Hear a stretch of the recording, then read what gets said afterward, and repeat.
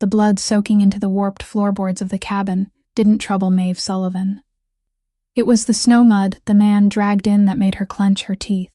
When you're a widow feeding 2 children on thin broth and prayers deep in the Appalachian Mountains in the winter at 6:03 in 1929, a dying stranger isn't a tragedy, he's just one more mouth you can't afford. The December wind in West Virginia didn't blow. It clawed.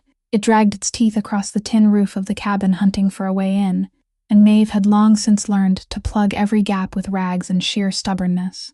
She'd been a nurse once, before the coal mine swallowed her husband and left her with a stack of hospital bills. A little boy who coughed through the night with asthma and with only a medicine bottle scraped down to its last dregs. So when young Cormac came running home saying there was something like a dead animal down by the frozen creek, the first thing Maeve thought of wasn't compassion. It was meat. It was survival.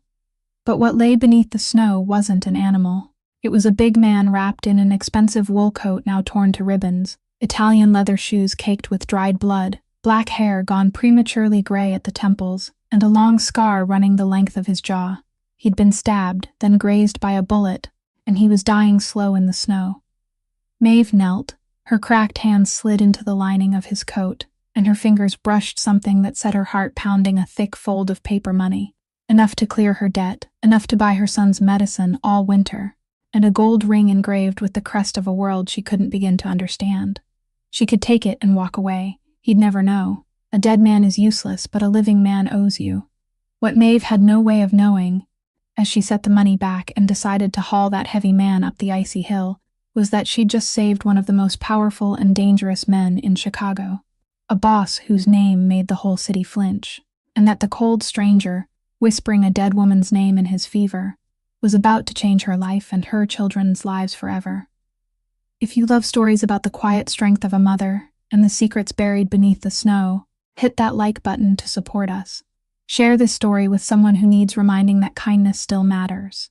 And don't forget to subscribe so you never miss a tale of courage, survival, and the bonds nobody saw coming. Maeve did not allow herself to hesitate for even one more second. She pulled the wooden door from the firewood shed, the door whose hinges had come loose since last autumn, and dragged it through the snow to where the man lay. The only rope she had left was the one she still used to tie bundles of wood, frayed and stiff with frost, but it would have to do. She threaded the rope through the 2 holes cut into the edge of the door, wrapped it around his chest, and tied a knot with hands so numb she could barely feel them. He was absurdly heavy. The first time she pulled the rope taut, his whole body did not move, as though she were trying to drag the entire hill after her. Cormac stood behind her, his small shoulders pressed against the wood, his red hands clinging to the edge of the door. "Don't look at his face," Maeve said, her voice dry and flat. "Just push. Push steadily. Don't stop." The boy nodded, his lips pressed tight together, and they began to climb. Every step was a battle of its own. Maeve's boots slipped over the mud that had frozen into ridges hard as stone, and each time she lost her balance, the rope dug deeper into her palms through the thin canvas gloves. She felt her skin tear somewhere beneath the cloth, but she did not dare stop to look. Her breath rose in broken white clouds in the air, and her chest burned each time she drew breath, as though she were swallowing mouthfuls of crushed glass. Her back screamed.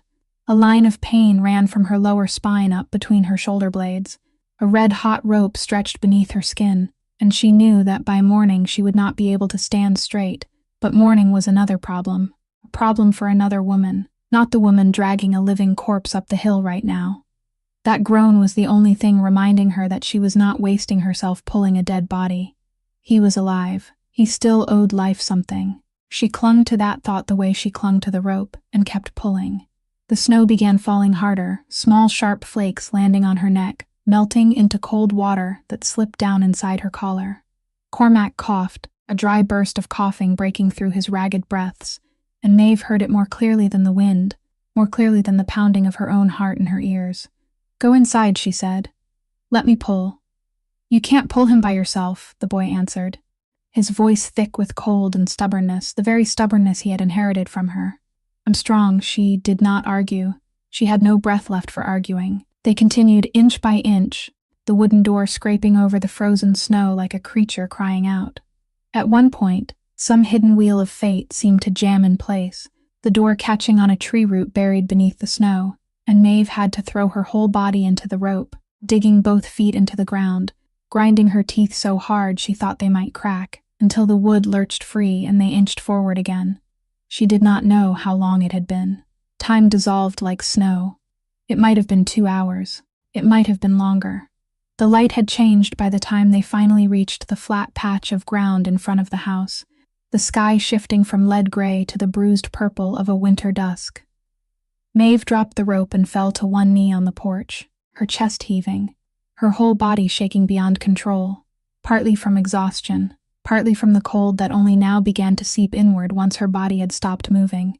She shoved the door open with her shoulder, the hinges letting out a long, piercing cry in the stillness, and then came the hardest part, getting him across the threshold. She could not lift him. She could only roll him, little by little, off the wooden door, over the raised sill, and into the dim room warmed faintly by smoke. He fell into the house like a broken tree. Maeve grabbed the 2 sides of his buffalo hide coat and dragged him across the floor, each hard pull making both her shoulders feel as if they were about to tear from their sockets, until she managed to get him to the only bed in the house, her own bed, and with one last effort that she did not know where she found, she managed to heave him onto it. The bed frame creaked under his weight, and the woven ropes beneath the mattress sagged until they nearly touched the floor. Maeve took one step back, then another, until her back met the icy wooden wall. She stared at him lying there, taking up the whole bed, filling the little room with the heavy fact of his presence, his wheezing breath pulling in and dragging out, and she did not feel heroic at all. She felt angry. She had just brought another burden into her house, another mouth. A strange man now lying in the only place she had to sleep, and as the darkness thickened around her, Maeve Sullivan wondered what this wretched kindness would cost her in the end. Maeve lit the oil lamp on the shelf, turned the wick as high as she dared, because oil too was something she did not have much of, and carried it to the head of the bed. The trembling yellow light spilled over the man's face, revealing the features that snow and darkness had hidden outside. She took her cutting knife, the blade dull but still able to cut, and began slicing down the length of the buffalo hide coat, stiff with blood and frost. The thick hide stubbornly resisted every stroke, and she had to press down with both hands, drawing the blade forward in short sections until she could peel the coat away from his shoulders. Beneath it was another layer, and it was this layer that made Maeve stop, her fingers suspended in the air.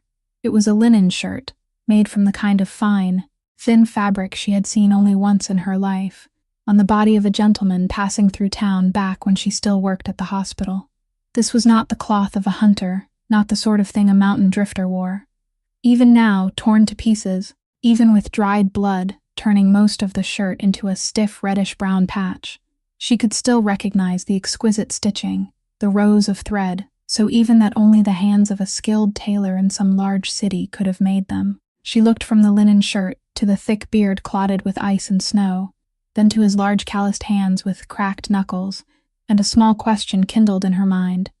Who was this man? The rough outer shell like a broken pine in the forest, and that imported linen did not belong to the same person. Yet here they were together, on her bed, bleeding onto her patched quilt. Maeve pushed the question aside. Questions did not save lives, and right now the only thing that mattered was whatever was killing him from the inside. She called over her shoulder, her voice hardening into the tone she used when she would not allow anyone to argue. Cormac, take Bridget to the kitchen corner, sit by the stove, and both of you stay there. Don't come closer. The boy had finished pulling off his wet boots, his face pale and exhausted, but he led his little sister to the stool beside the stove, and Bridget, the 5-year-old girl with 2 messy braids, curled into her brother's lap, her round eyes fixed on the bed without understanding what was happening. Maeve turned back to the man. She peeled the linen shirt away from the wound slowly, because dried blood had glued the cloth to the flesh, and each time she pulled, a crusted layer tore loose with a smell that tightened her stomach, that faintly sweet smell anyone who had ever worked in a hospital had learned to fear. Then the wound appeared beneath the lamp. It was a deep tear high on his chest, just below the right collarbone, the edges swollen and angry red, surrounded by a dark purple halo spreading like ink across paper. This was not a bullet wound. Maeve had seen enough injuries in her life to know the difference. The bullet that had grazed his ribs was only a shallow groove, already beginning to seal, nothing serious. This stab wound was what was dragging him toward the grave, a deep knife thrust driven by the full intention to kill, and it had been festering for days. She laid the back of her hand on his forehead, and then against the skin around the wound, and the fierce heat rising from it made her heart sink. Fever. The infection had entered his blood. If she could not get the poisonous filth out of that wound tonight, he would have no chance of seeing the sun rise, and those 5 paper bills and the gold ring would be nothing but useless things on a corpse she would somehow have to deal with. Maeve stood, both her knees cracking, and began to prepare. She set a large pot of water on the stove, stirred the coals until the fire flared, then placed her smallest, sharpest knife into the water as it slowly heated. She took a spool of thread and a sewing needle from the mending basket, the same needle she used to patch Cormac's boots, and placed it beside the knife. She tore the last clean piece of cloth in the house into narrow strips. Her hands, though cracked and bleeding from the rope, had stopped trembling. Something rose inside her as she arranged those crude tools into a neat line on the stool, pulled close to the bed, something she had thought buried with her late husband. The cold and certain calm of someone trained to wrestle life back from the hands of death. Her hands remembered the things her heart had tried to forget. Maeve looked down at the strange man burning with fever on her bed, drew one deep breath, and knew that the hardest part had only just begun. Maeve needed something strong to wash the wound, and there was not a single drop of alcohol left in her house. She turned to the buffalo hide coat thrown on the floor, searched through its deep pockets with a faint, desperate hope, and her hand touched something hard and cold. She pulled out a flat metal flask the kind men hid inside their coats, and when she opened the cap, the harsh, sharp smell of strong liquor rushed straight into her nose. Bootleg whiskey. The forbidden liquor the whole country was secretly trading, and yet this man carried a full flask of it. A dry laugh escaped Maeve, with no joy in it at all. There was a bitter irony in the fact that this illegal whiskey, the very thing perhaps tied to the reason he was lying here with a knife wound in his body, was now about to become the only thing that might save his life. She poured a little over her cracked hands, the alcohol burning fiercely in the open cuts left by the rope, then clenched her teeth and poured the rest over his festering wound. The reaction was immediate and violent. The man's large body jerked up from the bed, and a deep guttural roar broke from somewhere inside his chest, though his eyes remained tightly shut in fevered unconsciousness. Maeve had expected it. She threw the weight of her body across his uninjured shoulder, pinned him down, and waited until the spasms eased, until he sank again into the burning stillness of fever. Then she picked up the small knife that had been boiled in water. The next part was the part she hated most, but her hands did not allow her heart to retreat. She had to open the wound wider to draw out all the poisoned filth sealed inside it, and she did it with cold concentration, her lips pressed into a straight line, the oil lamp casting her trembling shadow across the wooden wall. Sweat beaded on her forehead, though the room was still cold. She cleaned, pressed, flushed again with the sharp bootleg whiskey, repeating it again and again until that terrible sweet smell began to fade, and the blood coming out turned bright red again, instead of the sickly dark color from before. Only then did she thread the needle. The first stitch pierced his flesh, and the man moved again. But this time it was not a senseless jerk. His left hand, a hand as big as a dinner plate, shot up through the darkness so fast Maeve could not move away in time, and his fingers locked around her wrist. His grip was an iron vise. She felt the bones in her wrist press together, felt her pulse hammer beneath the pressure, and a sharp pain ran all the way to her elbow. Another woman might have screamed. Another woman might have begged. Maeve did neither. She did not hurry. She did not panic. She let the needle hang from the thread, reached back with her free hand and took hold of the heavy iron spoon handle she used to stir porridge in the pot. Then she struck once, firm and precise, directly across the knuckles gripping her. It was not a cruel blow, but it was painful enough for a body, even one drowning in delirium, to understand the message. "Let go," she said, her voice low, even and cold as the frozen creek outside. "I'm trying to keep you alive. Squeeze my hand again, and I'll let you take care of that wound yourself." His fingers trembled, then loosened just enough for her to pull her wrist free. She rubbed the reddened skin, which would be a purple bruise by morning, and looked down at his fevered face. He had not heard her. He did not know where he was, did not know who the woman stitching his flesh back together was. But there was something in the way the whole room seemed to hold its breath around him, even while he lay unconscious, that made Maeve understand this man, whether awake or lost in fever, was used to giving orders, not obeying them, and she understood from that very moment that if he survived the night, what stood between them would be a contest of wills. She returned to the needle. She stitched one careful pass after another, steady, patient, drawing the two edges of skin together with the precision of someone who had done this hundreds of times before. When the final stitch was tied and cut clean, she laid a clean cloth soaked with the last of the whiskey over the wound, then bound it in place with the strips of fabric she had torn earlier. Maeve sank down onto the stool, both arms limp with exhaustion, and watched his chest rise and fall a little more steadily than before. She had done everything she could. The rest, she thought, was between him and his own fate. Darkness had swallowed the house whole by the time Maeve finally rose from the stool to see to supper. She lifted the lid from the pot of porridge sitting on the corner of the stove, and the thin steam rising from it told her what she already knew, that there was hardly anything left inside. She scooped out the thickest part, the bit with a little oatmeal settled at the bottom, and divided it between two chipped wooden bowls for Cormac and Bridget.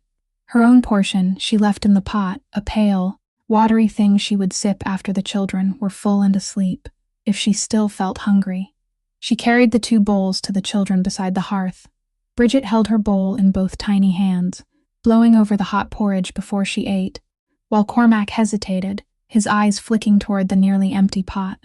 "What about yours, Ma?" the boy asked, the question he had asked far too many times that winter, the question an 8-year-old child should never have had to worry about. "I already ate," Maeve lied, her voice soft in the way she saved only for her children. "Eat yours while it's hot." She turned away before the boy could look into her eyes, because Cormac was old enough to recognize a lie, and she did not want to make him carry the burden of knowing the truth. While the children ate, Maeve went to the stack of firewood beside the door, and the low anger inside her rose again as she counted the pieces left. That wood should have been enough to get her family through the end of January. She had split every piece herself on afternoons when her back ached as though it were breaking, had counted every stick, every night, so they could survive the winter without burning things that should not be burned. And now she had to throw more wood into the stove, more than she had ever allowed herself, because the man on the bed could not be left cold. His fever needed warmth, and warmth was made from wood, and wood was the survival of her own children burning away into ash and smoke. She placed 2 more logs into the stove, watched the flames lick over them, and hated herself for not leaving him by the creek. Maeve sat down on the floor beside the hearth, her back against the wall, and listened to the sounds inside the little house, the crackle of fire, the scrape of spoons against bowls, and above it all, swallowing it all, was the breathing of the strange man. He breathed heavily, wheezing, each breath pulled in and pushed out like the bellows of a forge, filling the whole space, taking all the air in the cramped room. Maeve found herself hating that sound too. She hated the way it reminded her that there was now another mouth in the house, another body that needed warmth, another life hanging from shoulders already bent too low. She had 2 children to care for. She had not asked for this huge man. She had not asked for the secret he carried, or the knife that had gone into him, or the dangerous world hinted at by the linen shirt and the wad of paper money. She only wanted her children to live. And then, as though that very thought had summoned it, Cormac coughed. Not one single cough, but a long fit, dry and rasping. One spasm after another shaking his thin shoulders until he had to set the porridge bowl down and fold over himself. Maeve was on her feet at once, beside him, one hand on his back, rubbing slow circles the way she did every night. She knew this cough. She knew it would grow worse when the weather was cold, worse still around the hours after midnight and before dawn, and she knew exactly what would ease it. She stood, went to the shelf, and picked up the cough medicine, though she already knew, though she had known the answer before her hand even closed around the bottle. The bottle was weightless in her palm. She tilted it in the firelight, and only a thin streak clung to the bottom, not enough for 1 spoonful, not enough for 1 night. She had scraped the last drops from it 3 days ago. Maeve stood there, holding the empty bottle in her hand, listening to her son cough behind her, and something colder than the wind outside tightened around her chest. Cormac's medicine came from the pharmacy down in town, and buying it took money, the one thing she did not have. Meanwhile, less than 3 steps away from her, in the lining of the coat thrown on the floor, lay a wad of paper bills, large enough to buy her son's medicine, not only for one winter, but for many winters to come. Maeve closed her eyes. She set the empty bottle back on the shelf, very gently, as though afraid of breaking something even more fragile than glass, then turned back to her son, and left that thought hanging in the darkness, not yet daring to touch it. The knock came when the night was already late, 3 heavy, decisive blows falling against the wooden door, and Maeve knew who it was even before any voice spoke. No decent person came knocking on a widow's door in the middle of the mountains at this hour. She felt the blood in her body go cold, but her hands were already moving before fear could freeze her feet in place. She scooped Bridget up as the child was drifting into sleep, signaled to Cormac with a look the boy understood at once without words, and hurried them both into the small back room, the room barely large enough for a narrow pallet and a few trunks. "Stay quiet," she whispered, her voice urgent but steady. "No matter what you hear out there, don't come out, don't make a sound." She pulled the little room's door shut, slid the bolt into place, then stood still for 1 second in the middle of the house, forcing her heartbeat to slow. Her eyes swept to the man lying on the bed. She had no time to hide him anywhere. All she could do was pull the patched quilt up high, covering his bearded face and bandaged chest, then turn the bed slightly toward the darkest corner, where the oil lamp's glow reached the least. The knocking came again, more impatient this time. "Open the door, Maeve. I know you're in there." She drew a breath, wiped both hands on her apron, and opened the door only wide enough for her body to block the gap, not 1 inch more. Silas Crane stood there on the porch, his coat shoulders dusted with a thin layer of snow, his face gaunt beneath the low brim of his hat. He collected debts for the lenders down in town, and he had a habit of coming at the hours when people were easiest to wound. "It's late, Mr. Crane," Maeve said, her voice flat, neither welcoming nor afraid. "I've got 2 children sleeping." He curled his mouth, his eyes trying to slide past her shoulder into the dark house. "I'm here on my employer's business, not to choose an hour that pleases you. You owe money for your husband's hospital bill, and the deadline is long past." Maeve held her body in the doorway, unmoving, not giving him 1 inch to push through. "I know what I owe," she said. "I haven't forgotten." "Then you also know my employer is losing patience," Silas replied, his voice lowering into a softness more frightening than shouting. "He's been generous. He waited all through autumn. But every generosity has its limit, Mrs. Sullivan. You have exactly 2 weeks. 2 weeks to gather the money, or my employer will come, take the only thing you still own that has value, this land and this house." Maeve felt a chill run down her spine, but she did not let it show on her face. "This is the only roof my children have," she said. "Exactly," Silas nodded, as though that was the very thing that gave his threat its weight. "So I suggest you find the money." His eyes slid once more over her shoulder, pausing for half a second on the bulky shape beneath the quilt in the shadowed corner, and Maeve felt her heart leap into her throat. She stepped fully out onto the porch, pulling the door almost closed behind her, forcing Silas to move back 1 step and forcing his gaze away from the room. "You've said what you came to say," she said coldly. 2 weeks, I heard you. Now leave me and my children alone." Silas looked at her for a long moment, and in that look was the irritation of a man not used to having a woman stand in his way. But she was not begging, not weeping, not doing what he expected from a cornered widow, and her calm left him uncertain what to do next. He tugged the brim of his hat lower. 2 weeks, he repeated, then turned and went down the porch steps, disappearing into the night and snow, his footsteps crunching softer and softer until they were gone. Maeve stood on the porch a moment longer, trembling, and this time she was not sure it was from the cold. 2 weeks. She went back inside, shut the door tightly, slid all 3 bolts into place, then leaned her back against the wood and closed her eyes. She opened the back room for the children, and Bridget rushed into her arms, the little girl not understanding what had just happened, but feeling the fear in the air all the same. Cormac stood there with a face far too solemn for his age, and Maeve knew the boy had heard more than she wanted him to. She held Bridget tightly and reached her other hand out for Cormac, and with her children in her arms, inside a small house where a stranger was dying and an invisible clock had just begun to count down, Maeve Sullivan told herself she would find a way. She always found a way. She just did not yet know how much it would cost. That night, After both children had finally fallen into deep sleep, Bridget curled inside the blanket and Cormac breathing in a steady wheeze beside her. Maeve sat up in the fading firelight to finish a task she had not had time for during the day.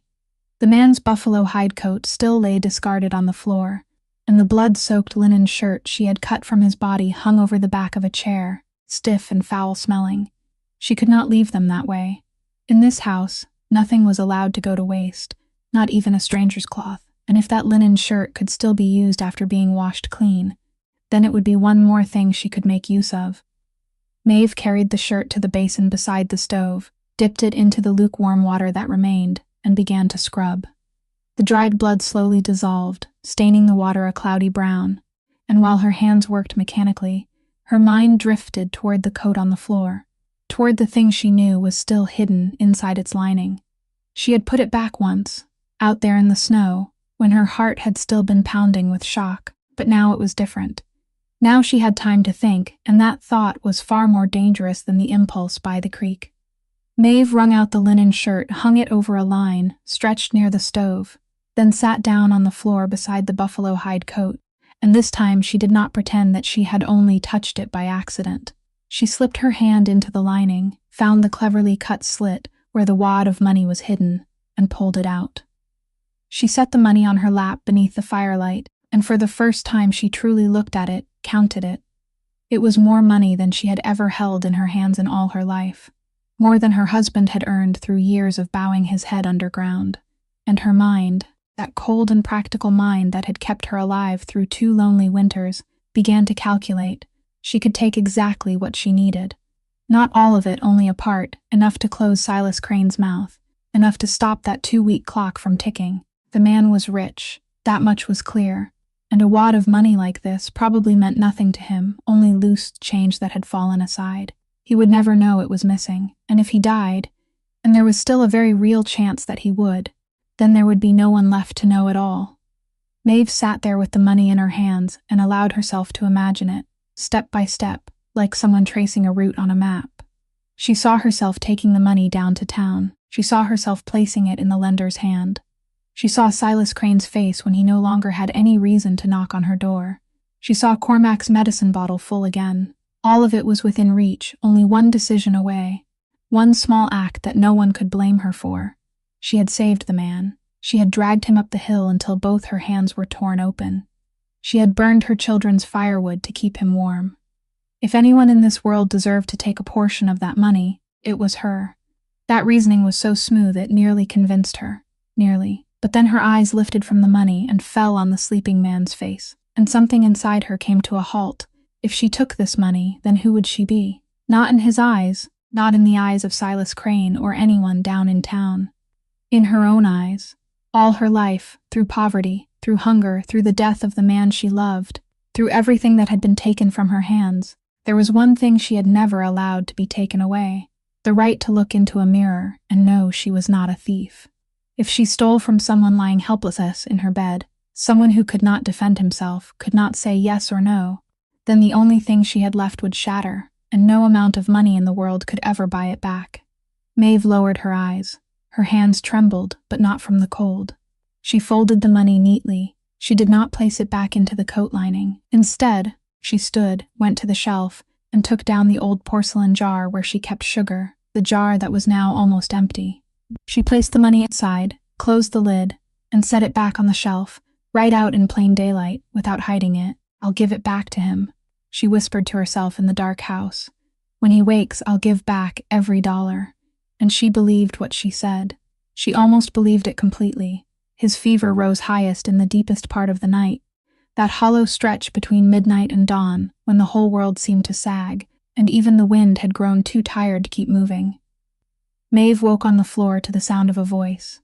At first she thought there was a stranger in the house, then she realized it was him. The man was speaking in his delirium, and his voice, which when awake must have been deep and full of command, had broken into fragments now. Hoarse and strangely young, like the voice of a man stripped of every layer of armor. She pushed herself up, glanced quickly toward the little room where her 2 children slept behind the closed door, then went to the bed and laid the back of her hand against his forehead. His skin was burning hot, dry, and fierce as live coal. and she knew the fever had reached its peak, the deciding hour when he would fall toward life or toward death. She dipped a strip of cloth into the basin of cold water, wrung it out, and laid it across his forehead. He shifted beneath her hand, his head turning faintly from side to side on the thin pillow, and the whispers spilled out again. Nuala. The name broke from his lips, clear among the other tangled sounds, and he repeated it. Nuala, this time softer, more pained, as though the name itself hurt him to speak. Maeve stopped, the damp cloth suspended in the air. It was a woman's name. She did not know who the woman was, his wife, his lover, or someone long dead, but the way he called that name carried something Maeve recognized at once, because she had carried the same thing in her own chest for the past 2 years. It was the ache of loss. She placed the cloth back on his forehead, and he went on whispering, broken sentences rising from some deep place inside him. I promised, he muttered, his voice choking. I promised you. I should have been there. I should have come in time. Those words hung in the dark room, and Maeve found herself holding her breath to listen. He was not speaking of money, not of debts, not of the world of imported linen and paper bills hidden inside coats. He was speaking to someone who was gone. He was apologizing. His right hand, the uninjured one, lifted from the bed, trembling, and his fingers opened and closed in the empty air before him, as though he were trying to hold on to something slipping away, or as though he were looking into his own palm and seeing there something he could not wash clean. Blood, he said, barely making a sound. On my hands. Won't come clean. Maeve took that grasping hand and gently pressed it back down to the bed.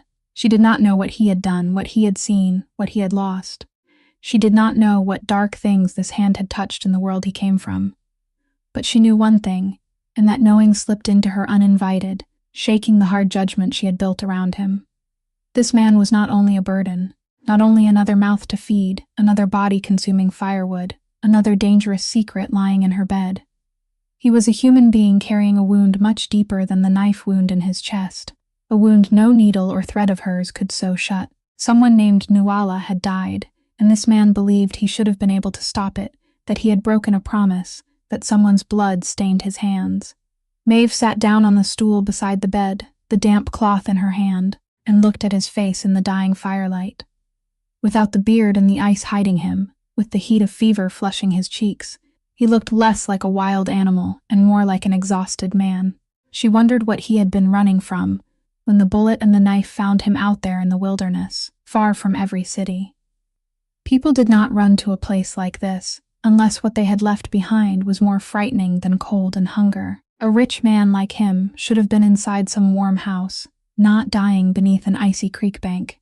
Something had driven him all the way here, to the edge of the world, and Maeve had a chilling instinct that it had something to do with the name he had just whispered into the dark. She changed the cloth on his forehead once more, then again and again through the blackest hours of the night, and when the first gray light of dawn finally seeped through the rag-stuffed window, she laid her hand on his forehead again and found it a little cooler. The fever had begun to retreat. He would live. And Maeve, exhausted down to the marrow of her bones, sat there watching the stranger breathe steadily and sleep, no longer certain whether he was a man she should fear, or someone just as broken as she was. The fragile hope of that dawn did not last. By the middle of the next afternoon, as Maeve was chopping the last withered potatoes for supper, she heard that sound from the bed, a rasping breath, hurried and shallow, entirely different from the steady rhythm she had listened to with relief all day. She set the knife down and went to him at once, and the moment her hand touched his skin, her heart sank. The heat had returned, fiercer than the night before, a scorching fever radiating from his body like a banked coal fire. She quickly stripped the bandage from his chest, and what she saw made her swallow back a gasp. The skin around the stitches had swollen again, stretched tight and flushed red, and that terrifying dark purple color had begun to spread once more from the edge of the wound, reaching farther than before. The infection would not let go.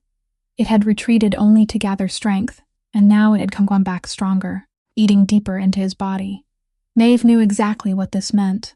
She had seen it in the hospital, had seen men far stronger than him, brought down by this very thing, had seen the way it silently poisoned the blood until nothing could be done. She set to work with everything she knew. She boiled a pot of water until it rolled and hissed, then pressed hot poultices over the wound, so hot she could hardly hold them, trying to draw the poison out. She searched every corner of the house for anything she had once used, though she knew her stores were desperately poor. She found a handful of leaves she had picked and dried during the summer, the kind her grandmother had once used for swelling. She crushed them with a little fat and salt into a thick paste, spread it over the wound, bound it in place, and prayed. She did all of it with steady hands and a heart slowly sinking. Maeve stayed awake beside his bed all that evening, changing the hot cloths, wiping his body with cool water to hold the fever down, dripping small spoonfuls of water past his cracked lips. But when night fell, she had to face the truth she had tried to push away for hours. Her grandmother's poultice was not enough. The hot compresses were not enough. The thing killing him had gone too deep, and the rough folk remedies in her hands, though they had saved many lives before, were no better this time than trying to bail out a sinking boat with a spoon. He needed real medicine, the kind that fought infection, the kind only a trained doctor would have, the kind locked in the cabinet of the physician down in town. She sat there in the dying firelight, watching his chest rise and fall with painful effort, and felt helplessness climb into her throat like a bitter taste. Once in her life, she had already had to sit and watch a man she could not save. She had sat beside her husband's bed, had done everything her knowledge allowed, and still she had watched slip from her hands, one breath at a time, until there were no breaths left. She had sworn to herself that she would never have to endure that helplessness again. And yet here it was once more, in this room, with a man whose name she did not even know. Maeve stood. She was not the kind of woman who sat still waiting for death to knock. She went to the window, pulled aside the rag stuffed into the gap, and looked out into the snow-covered night. The town lay many miles down the mountain road, a distance exhausting even on a fair day, and now the snow was thick, the dark was deep, and the cold outside could steal a woman's life as easily as it was trying to steal the life of the man in her bed. She thought of Dr. Abernathy, the kind old physician in town, the only person who might have what she needed, but she had no money to pay for medicine, and her pride shrank from the thought of standing at his door with her hand held out, begging. Then her eyes flicked toward the porcelain sugar jar on the shelf, and a thought crossed her mind quick and sharp as a blade before she could push it away. No. She would not touch that money. She had promised herself she would find another way. Maeve let the rag fall back into place, turned to look at her two sleeping children, then at the man burning with fever, and she knew that whatever her pride might say, tomorrow morning she would have to go down the mountain. Maeve set out before dawn had fully broken.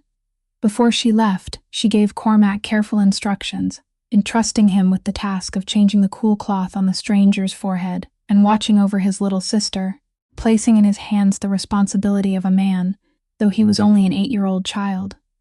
"You're the one Ma trusts most," she said, and she saw his thin shoulders straighten beneath the weight of those words. She wrapped herself in every layer of clothing she owned, pushed her feet into boots whose soles were nearly worn through, and stepped out into the skin-cutting cold of early morning. The road down the mountain was longer than she remembered. The snow reached her knees in the low places, and every step was a struggle against the ground that seemed determined to hold her back. The wind lashed her face, making her eyes water until the tears froze into tiny beads of ice along her lashes. Her lungs burned, and her legs went so numb she could no longer feel her feet, but she kept walking, placing one step after another, counting them in her mind so she would not think about the cold, would not think about the distance still ahead, would not think about what she would have to do when she reached town.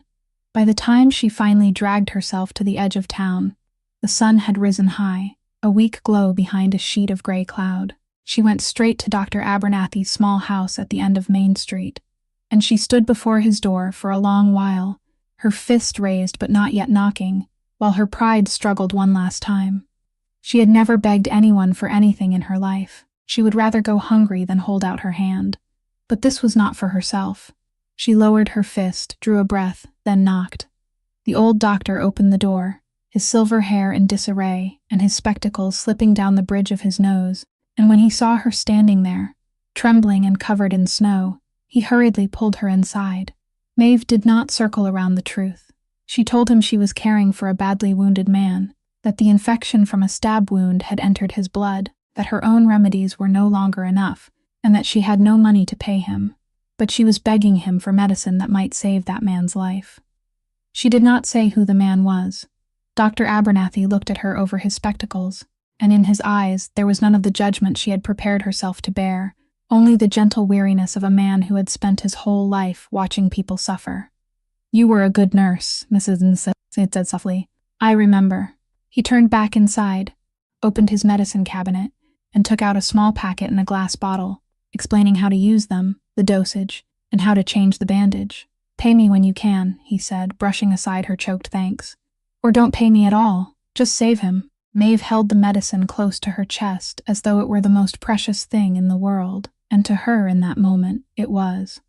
She thanked him once more, then stepped outside, her heart lighter because she had the medicine, yet still heavy with the debt of kindness that had just been added to her shoulders.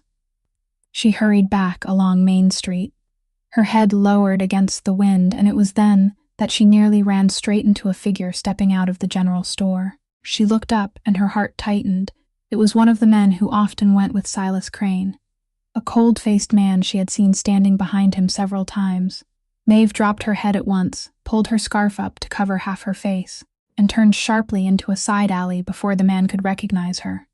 She pressed herself against the wooden wall, her heart pounding, and listened to his footsteps pass by and fade away. If he saw her, he would tell Silas she had come down to town, and Silas would wonder what business she had there, would grow curious, would ask questions, and the last thing she needed now was his attention turned toward the house where a mysterious stranger lay. She waited until she was certain it was safe, then slipped out of town by the longer road and began the long climb back up the mountain. The way home was even crueler than the way down. A new snowstorm had swept in, the wind howling as it drove white sheets of snow into her face, erasing even the familiar path. At times she could not see more than a few steps in front of her, and all she could do was follow memory and instinct, one hand clutching the medicine tight inside her coat, the other groping for familiar tree trunks to guide her. She fell twice, struggled to her feet, and kept walking. When she finally saw the faint glow of the oil lamp spilling through the crack of her own door, night had already fallen, and she could hardly feel any part of her body. She pushed the door open and stepped inside, and Cormac rushed to her and threw his arms around her, and for the first time in many hours, Maeve allowed herself to breathe. She had brought the medicine home, and 3 days later, after 3 days and 3 nights of tireless care, the fever finally surrendered. Dr. Abernathy's medicine had done what her folk remedies could not. On the morning of the 4th day, when Maeve laid the back of her hand against his forehead, out of a habit that had become instinct, she felt that his skin had cooled completely. The scorching heat reduced to nothing more than the ordinary warmth of a living body. She peeled back the bandage to check, and this time the skin around the stitches had turned a healthy pale pink, the terrifying dark purple halo gone entirely. The wound was healing. He was truly going to live, not with the fragile, threadbare life of the past few days, but with real life, certain life. Maeve eased back onto the stool, and a long breath slipped from her chest, carrying with it a weight she had been holding for days, without allowing herself to set it down. The children were still asleep in the little room, and the house rested in the rare, gentle quiet of a morning no longer ruled by crisis. She dipped the cloth into the basin of water, wrung it out, and began wiping away the beads of sweat still clinging to his forehead, a motion she had made hundreds of times over the past few days, mechanical and without feeling. But this time, now that the danger had drawn back and her hands no longer had to hurry, something was different. She wiped along his temple, where black hair was threaded with silver, then down to his cheekbone, and for reasons she could not understand, her fingers lingered on his skin longer than they needed to. His beard had grown thicker during the days of illness, and beneath it she could feel the hard line of his cheekbone, the warmth of life pulsing beneath the skin. Then Maeve stopped, as though she had touched a piece of heated iron. She snatched her hand back, clenched it in her lap, and her heart gave one strange beat. How long had it been? She sat there, stunned by her own reaction, and the truth slowly rose inside her, cold and clear. It had been 2 years since she had touched a man with tenderness. 2 years since the last time she had laid her hand on the face of her dead husband. Through all those 2 years, her hands had known only work, only hardship, only splitting firewood, wringing out rags, mending boots, and wrestling life from a world without mercy. They had become the hands of a survival machine, and she had forgotten they had once known how it felt to touch someone, not to heal, not to hold up, but simply to touch. That brief moment when her fingers rested against the warmth of the stranger's skin had awakened something in her that she had thought long dead and buried, a loneliness so deep she had never dared look at it directly. She did not like the feeling. It made her feel weak, fragile, like something other than the hard woman she had been forced to become. Maeve rose sharply from the stool, and just then a small voice sounded from the doorway of the little room. "Ma." Bridget stood there, rubbing her sleepy eyes with tiny fists, her 2 braids loosened from a night of sleep. The little girl walked slowly forward, and her round eyes stopped on the face of the man sleeping in the bed, studying him with the fearless curiosity only a child could have. "He sleeps a long time," the child whispered, as though afraid she might wake him. Maeve knelt beside her daughter. "Yes, sweetheart," she said softly. "He's been sick. He needs a lot of sleep to get well again." Bridget tilted her head, considering this with all the solemn seriousness of a 5-year-old, then looked up at her mother with shining eyes. "Is he a sleeping angel, Ma?" she asked. "He's so very big. His wings must be big too." Maeve looked at her daughter, and something inside her chest tightened and warmed at the same time. The innocence in that question, the clear world Bridget still lived in, a world where a mysterious stranger found in the snow could be an angel instead of a threat, made her want to laugh and cry all at once. She smoothed her daughter's tangled hair and tucked a loose strand behind the child's ear. "Maybe so, sweetheart," she said gently, though she knew better than anyone that whatever the man on the bed was, he was no angel. But she could not bring herself to take that small miracle away from her daughter. "Come on," she said, lifting Bridget into her arms. "Let him sleep. We'll go build the fire and make breakfast." The man on the bed woke late that afternoon, but he did not let anyone know. Awareness returned to him slowly, piece by piece, like water seeping through cracks in stone, and the first instinct to rise inside him, the instinct that had kept him alive for years in a world where carelessness meant death, was to stay still. Do not move. Do not open your eyes. Do not let anyone know you are awake until you understand exactly where you are. He kept his breathing slow and even, pretending he was still sunk in delirium, while his mind began doing what it had always done, gathering, assessing, calculating. He listened. The first sound he recognized was the crackle of fire somewhere to his left, close by. A hearth, a stove.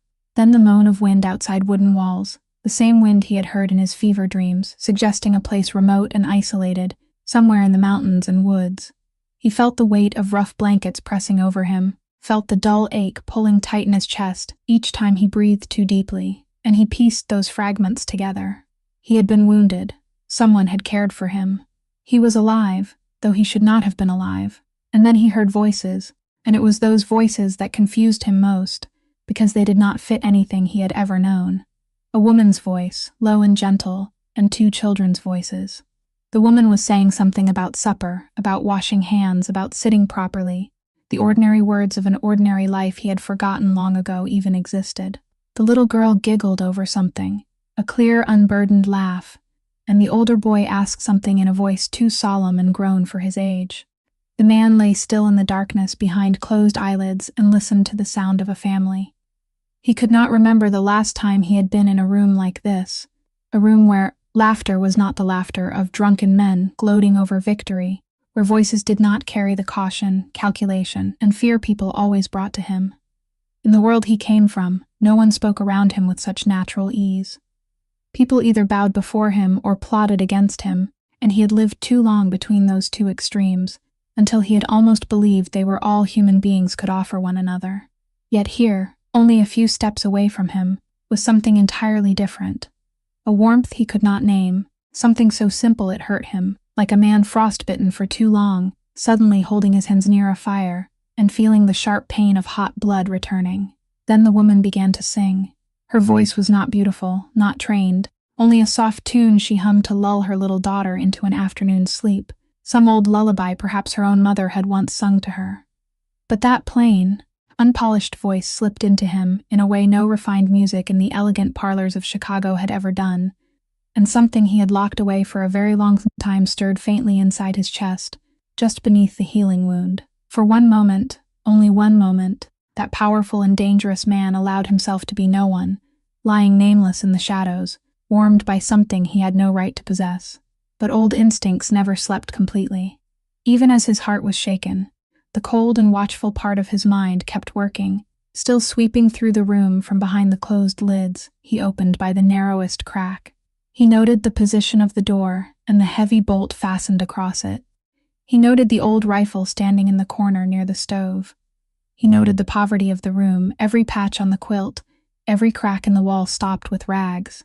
And with the suspicion that had soaked into his blood, he wondered who this woman was, why she had saved him, and most important of all, what she had found inside his coat. Because in his world, no one saved a stranger without a reason, and no one touched a rich and unconscious man without putting a hand into his pockets. He lay there, torn between the strange warmth seeping into him and the cold mistrust that was all he had ever known, and he decided he would go on pretending to sleep a little longer, listening, waiting, until he understood whose hands he had fallen into. He could not pretend to sleep forever. The next morning, when Maeve stepped to the bed carrying a cup of water, she saw that his eyes were open, and this time they were fully awake. They were dark brown eyes, almost black in the pale morning light, and they were watching her with a cold sharpness that made her stop in the middle of a step.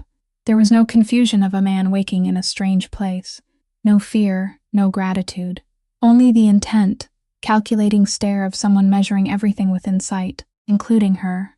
"Where is my coat?" he said. His voice was hoarse from days of disuse, but the low force beneath it was unmistakable, the voice of a man accustomed to being obeyed. It was not a question, it was an order. Maeve stopped a few steps from the bed, the cup of water in her hand, and something inside her hardened. Not one word of thanks for being dragged out of the snow.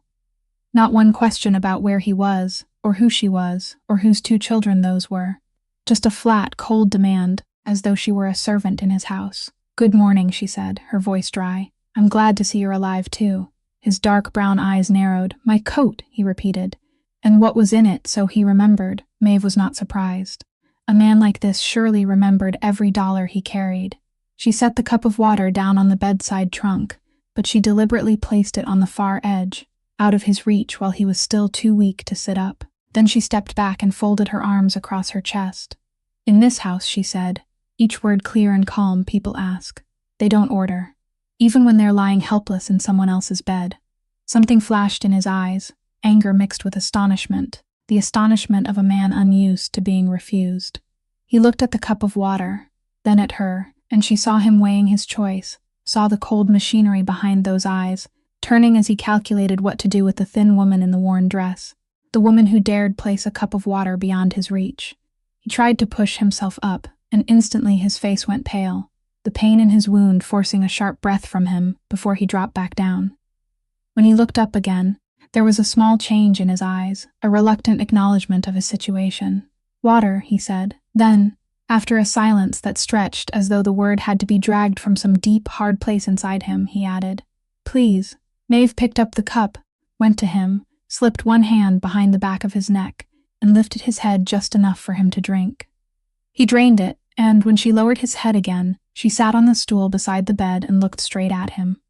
"What's your name?" she asked. He looked at her for a long while before answering, as if deciding how much to give her. "Rourke," he said at last. Only one name, no surname, and she did not ask for more. "And who did this to you?" she continued, her eyes flicking toward the wound on his chest. Rourke turned his face toward the water-stained boards of the ceiling. "Someone I once trusted," he said, his voice dangerously flat. "A man I did business with." He paused, and when he spoke again, there was something in his words that caught Maeve's attention. "I don't know if he acted alone. I don't know who else may be standing behind him. That's why I'm here alone, with no one knowing. Until I know who I can trust, it's better that no one knows I'm alive, not even my own men."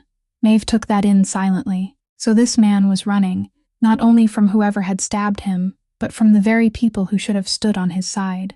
A man rich and powerful enough to carry himself like that, and yet lonely enough that he dared not tell a single soul where he was. Something both pitying and cold rose inside her.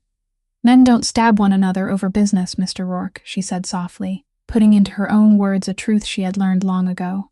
"Men stab one another because of betrayal or fear, and a man who has to hide even from those under his command must be facing both." Rourke turned his head and looked at her, and for the first time, the cold calculation in his eyes slackened for a moment, giving way to something else, surprise perhaps, that this thin woman with flour on her apron had seen through him so quickly. "You're a bitter woman, Mrs. Sullivan," he said. "I'm an honest woman," she replied, rising from the stool. Around here, the two look much the same. Over the next few days, Rourke visibly grew stronger. Life returned to him as quickly as it had left him, and before long he could sit up by himself against the wooden wall, then lift a spoonful of porridge to his mouth without anyone's help. But along with his strength, his sharp instinct for observation also returned in full, and Maeve knew it was only a matter of time before he noticed. That morning, she saw his eyes stop on the buffalo hide coat, now washed clean and hanging neatly on a peg near the door. She saw him look at it for a long while, and she knew what he was thinking. Then his gaze shifted to the shelf on the wall, moved over the poor little items arranged there, and came to rest on the porcelain sugar jar. He said nothing. He did not need to.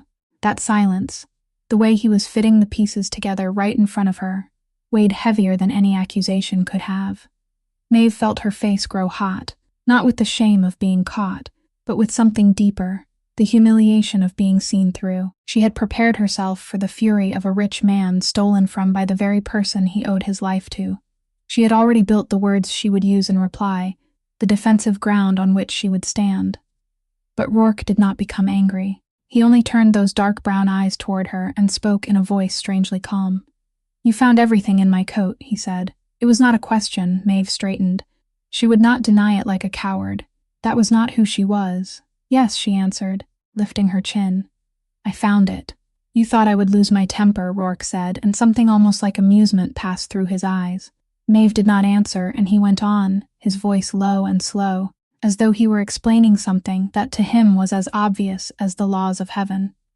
"In the world I live in, Mrs. Sullivan, everything on this earth is a debt." He looked down at his hand, the hand he had stared at in his delirium, as though it were stained. "There are two kinds of debt. Blood debt has to be paid in blood. That's the kind I've lived with all my life. But there is another kind of debt, a debt of mercy, and that kind isn't paid in blood. It is paid in freedom." He lifted his eyes to her. "You did not steal anything from me. You kept back the piece of freedom I owed you from the moment you pulled me out of the snow."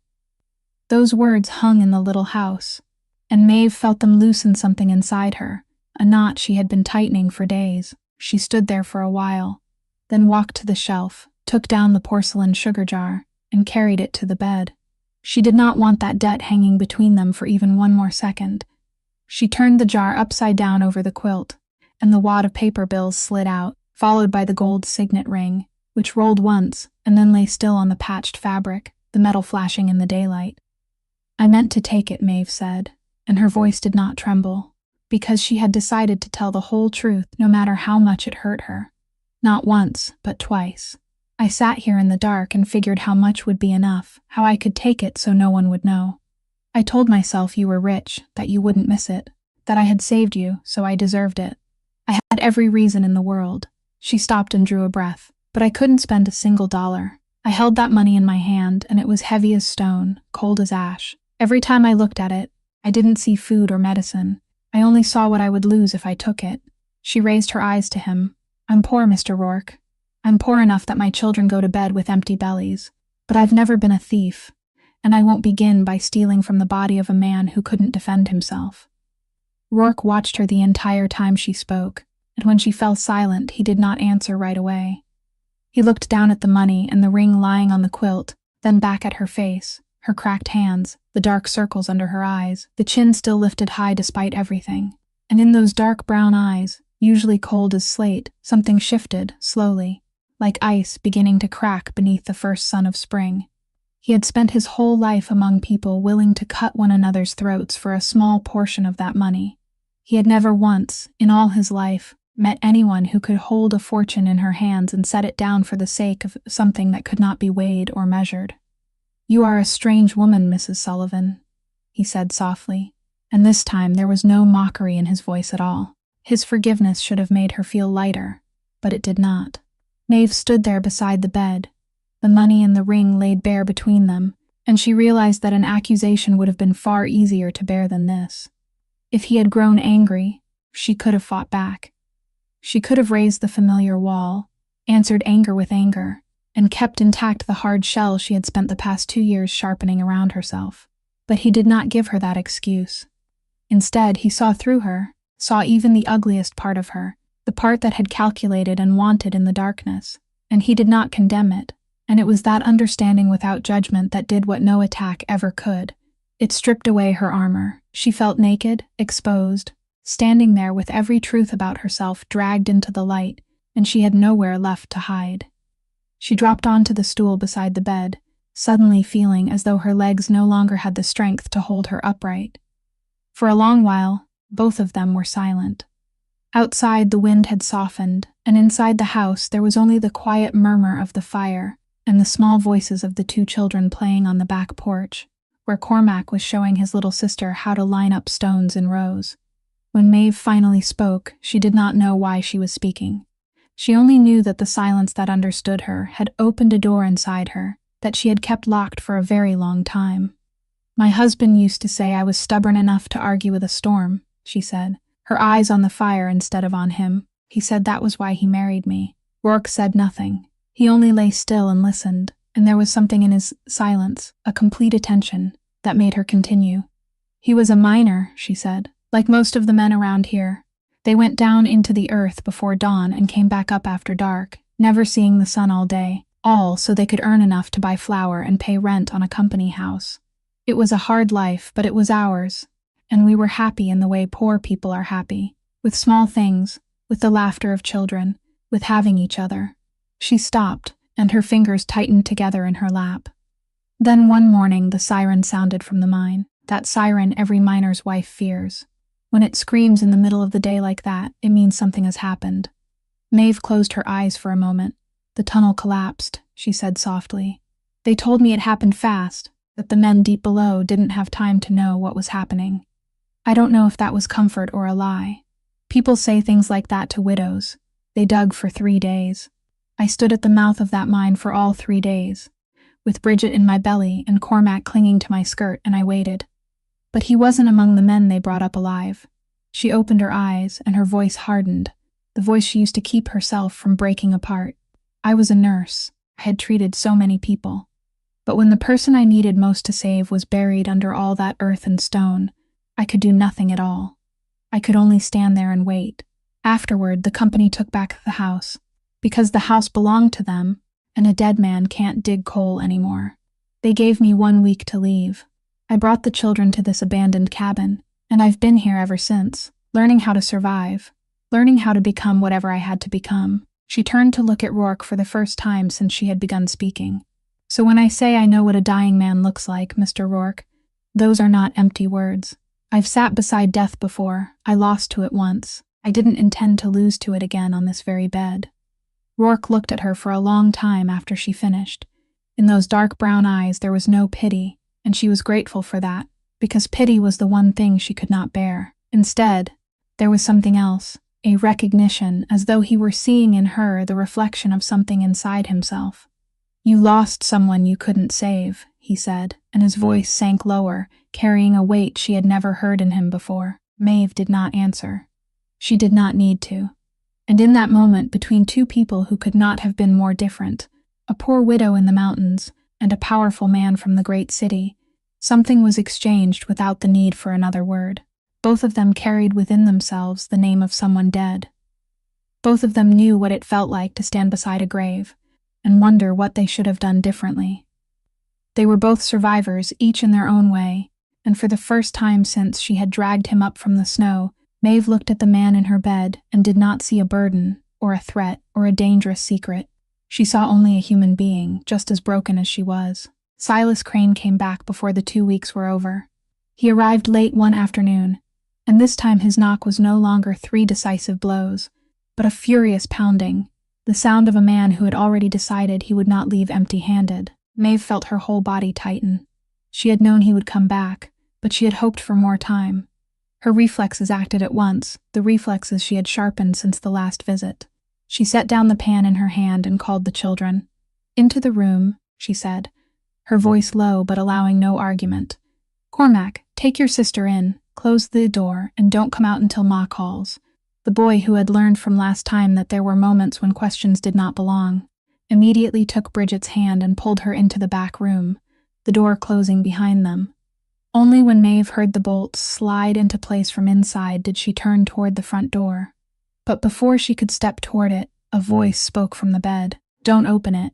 Rourke had sat up. More than that, he was trying to stand, one hand braced against the bed frame, his face gone pale from the effort, but his eyes sharp, cold, and fully alert. "Let me," he said. Maeve looked at him, at the man who only days earlier had lain motionless with fever, now forcing himself upright by pure will. "You can barely stand," she said. "I don't need to stand well to speak to a man like that," Rourke answered, and there was something in his voice, a chilling calm, that made her step back without meaning to.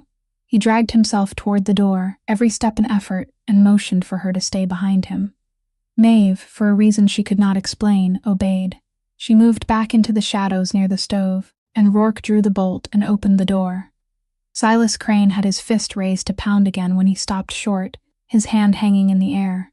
He had not expected to see a man here, and certainly not a man like this. Large and looming enough to fill the whole doorway, even while leaning against the frame to keep himself standing. "Who are you?" Silas asked, but the arrogance in his voice had already dropped a measure. "The man paying Mrs. Sullivan's debt," Rourke said. His voice was not loud. It did not need to be. There was a quiet authority in the way he spoke, the authority of someone who had never needed to shout in order to be heard. "Who are you to interfere?" Silas tried to recover his aggression. "This is between me and her." Rourke leaned forward, only slightly, and lowered his voice into something only Silas could hear. A few sentences Maeve, standing behind him, could not fully catch. She heard only the faint edge of a name she did not know, and a few words about Chicago, about men Silas must have heard of, and about how wise a petty debt collector in a mountain town would be if he understood who he was standing in front of. Maeve did not need to hear every word. She only needed to watch Silas Crane's face. She saw it change right before her eyes, saw the bluster dissolve, saw the blood drain from his cheeks until his face went white as paper. He stepped back once, then again, and the look he gave Rourke was no longer the look of a man collecting a debt, but the look of someone who had just realized what he had nearly stepped on. "I didn't know," he stammered. "I had no idea she was connected to." "You didn't know," Rourke cut in, still in that same even voice. "Now you do. Mrs. Sullivan's debt is settled. You'll go back and tell your employer that, and no one will come to this house again. Is that clear?" "Yes," Silas said quickly, almost stumbling over his own words. "Yes, of course. Sorry for the trouble." He jerked the brim of his hat down, stammered out another apology, then turned and nearly ran from the porch, disappearing into the dusk so quickly it might almost have been comical, if not for the chilling truth behind it.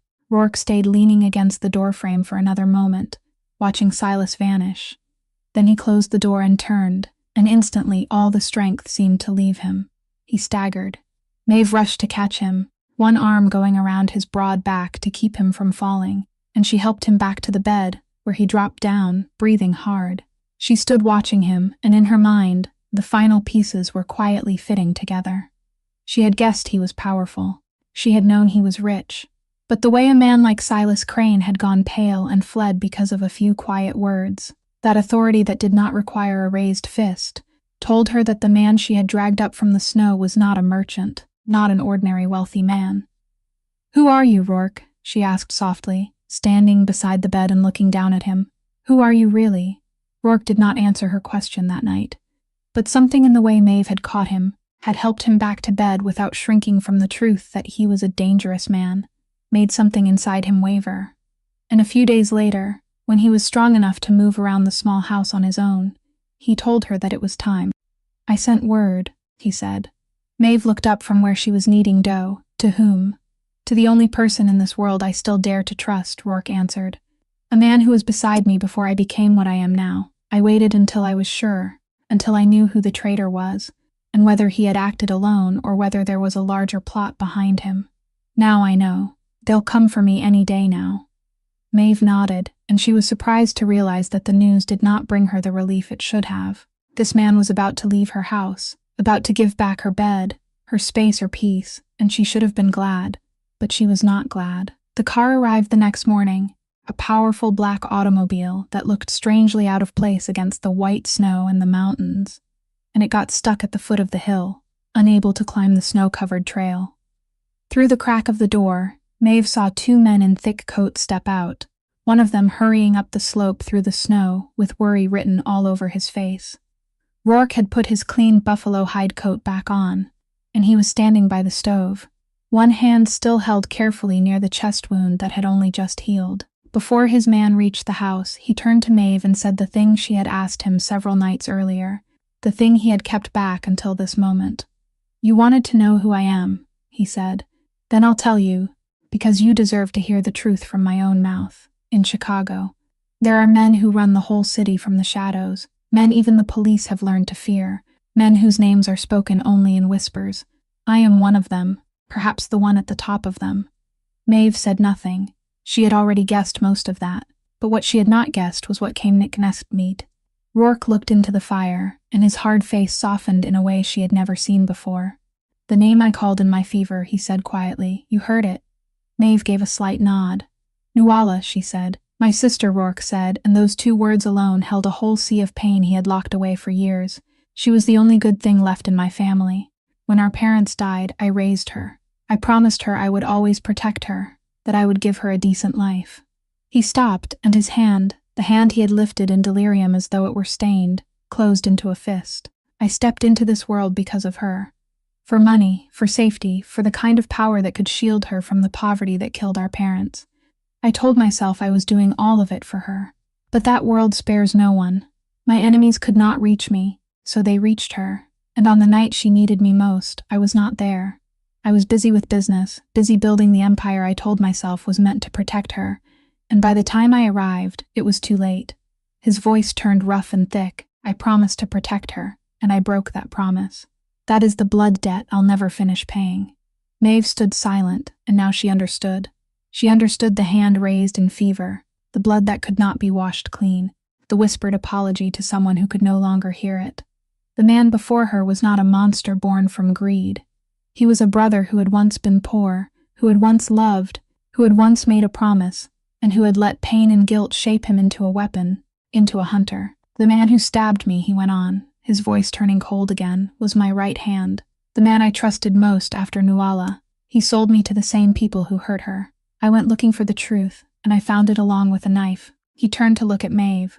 "So you see, Mrs. Sullivan, you saved the life of a man most of the world would say was not worth saving." A knock sounded at the door, and a man's voice called Rourke's name from outside, full of worry and relief. His men had arrived. But Rourke did not take his eyes off Maeve, waiting to see the fear appear on her face, the fear he was used to seeing in everyone else. But that terror did not come. Maeve looked at him, and there was no disgust on her face, no fear, only something calm and understanding, the gaze of a person who had seen enough suffering in this world not to rush to judge another person's pain. Rourke signaled for his men to wait outside, and the door remained closed. Inside the little house, only the two of them remained, along with the truth that had just been laid bare between them. "I'll pay off your debt," Rourke said, and his voice returned to the solid tone of a man used to arranging everything. "The hospital debt, everything you owe anyone, will be wiped clean this week. You'll never have to hear another knock like Silas Crane's again." He took one step toward her, and more than that. "You don't belong here, Mrs. Sullivan. You and your children are dying slowly in this place, one winter at a time.